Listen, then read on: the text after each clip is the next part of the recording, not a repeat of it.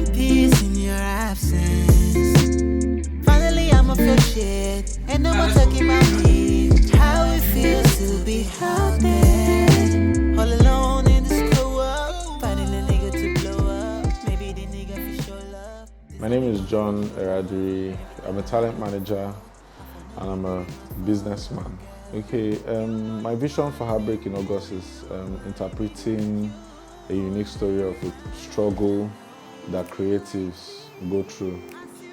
Okay, the movie is meant to grow Curious' brand and tell a unique story and direction of what the brand Curious entails. You get the brand Curious, interprets more in-depthly into what an artistic vision should feel like in terms of having a star from Africa, Bayelsa, that sings, acts, and paints too.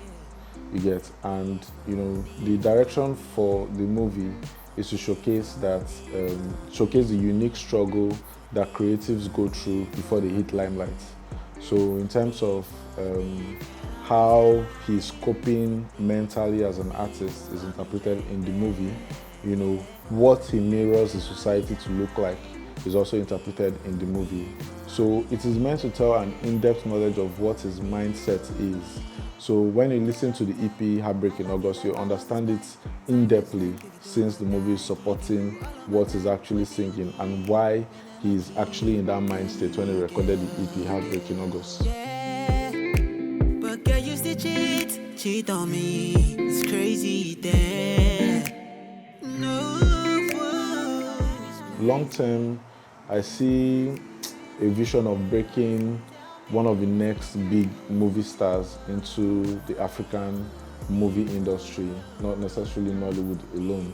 You get, in terms of introducing the theater artistry part, what he studied in the university, and also showcasing a different aspect or a different facet of his talents. So long term, HeartBreak in August, is more like a foundation for a shooting star who would reign across the movie industry and the music industry. There are only a few creatives, that think in line with you and then think long term.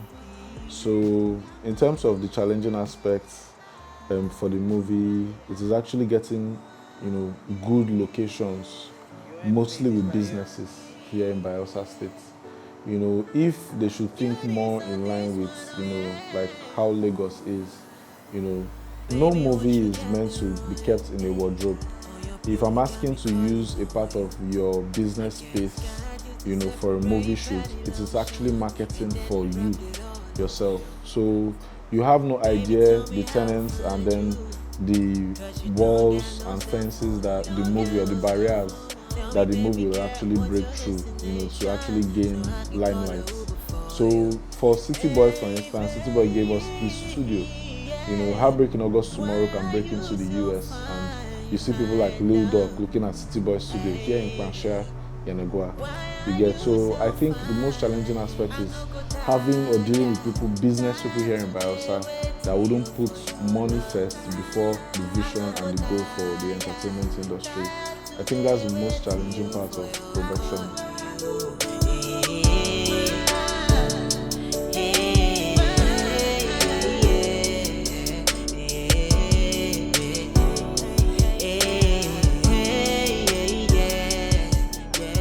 Shout out to Blossom Bistro. She shut down her restaurant for us for 3 days. That's not easy because not like she necessarily shut down. They're doing renovation, but at least it showed how selfless she was and how much she believed in a long-term vision of selling her brand, Blossom Bistro. HeartBreak in August is like the biggest project ever that I've ever handled. At some point, we had to mentally transition from the movie set to music. So when we started shooting last year, September, I can remember Curious was complaining to me that we hadn't recorded any music for over a month, and I was feeling summer. It was the first time. So after we got back to Lagos, when we finished shooting the first scenes and all, it took a while before I told Curious that it's been long you recorded music. Are you sure record music and vibe? And it's like, it's like the whole struggle for the movie. I'm already used to Curious the act, not Curious the musician. So at some point, it took a lot of mental awareness for us to be able to transition between both roles. And in between then and now, he did a recording camp with good top A&Rs in Lagos. And then he also worked with top producers in Lagos, just because we were waiting for the post-production stage to be done. And also to be able to discover more sounds, because HeartBreak in August is meant to be like a franchise, so it's something that we want to own, and then want to make money off it and feed our generations further. That's what we see HeartBreak in August in. As for you, see, this will be the last time I will ever see you near my daughter again. Where you going? Why you leaving? You got somebody? Would you get inside the car? Be honest with me, if you got somebody, you gotta let me know. So I might just let this shit go. I don't know, whatever you say, you say these words all the time. Oh baby, you just leave me stranded for grand. You don't get back the clothes for my shit. No, nah. Hey, you go feed me with the bucket from my head. You don't get back if I dress. Funny, but when we started shooting the movie HeartBreak in August, we were going through a very challenging time. So Chris did not have any smile on his face. So I now told PMG that, are you sure that this one that is boning like this up and down will not spoil the movie? PMG was like, no, this is the mood I need. You get, PMG never sees less, actually. He was like, this is the facial expression that I need. Me, I don't need to say not spoil market for me. PMD, was able to understand the synergy between the character Curious and then the current situation or context the artist is in, and how to infuse it into interpreting the scripts and the character that we actually want to portray in the movie. So I would say the synergy was 100%, was top notch, because Curious hadn't, this is his first movie that is acting, aside doing theater arts, in the university, but it's a lot more different when you place lights, cameras, and then there's action involved. I was involved in it because Chris is a coconut head, so he's not going to do what he doesn't like to start with. So HeartBreak in August, the movie wouldn't have come out to reality if he did not like the idea. I think there are a lot of ideas that I might have pitched towards him that he did not like, but he fell in love with HeartBreak in August at the get-go when I mentioned it, from just like a normal discussion we were having. So he was in-depthly in that character, and to the extent that I was even falling in love with the act outside the movie, you get. So it tells a lot about how much he's ready to improve as a brand, invest in his brand, and also grow as a person and a brand too. So I don't make decisions for MGT 101.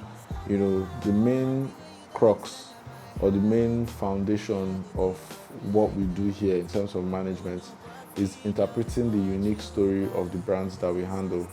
We don't look at maybe a big star and then try to infuse the star's brand or a trendy stuff on the artist. No, we are trying to create our own trends. We're trying to create our own story. Before embarking on HeartBreak in August, there was already the Afrobeat to the world dominance. Afrobeat had already gone global. And I was still looking for a place by which, or a way by which we can still create a focal part of what, the Afrobeat story is. And I realized that we've not really produced any superstar that has dominated Hollywood and then, the US music industry at the same time. Once you do a university tour, you get his main target audience are teenagers, and then the university age range, that's between the age of 17 to 21, and you find most of those people in the universities actually.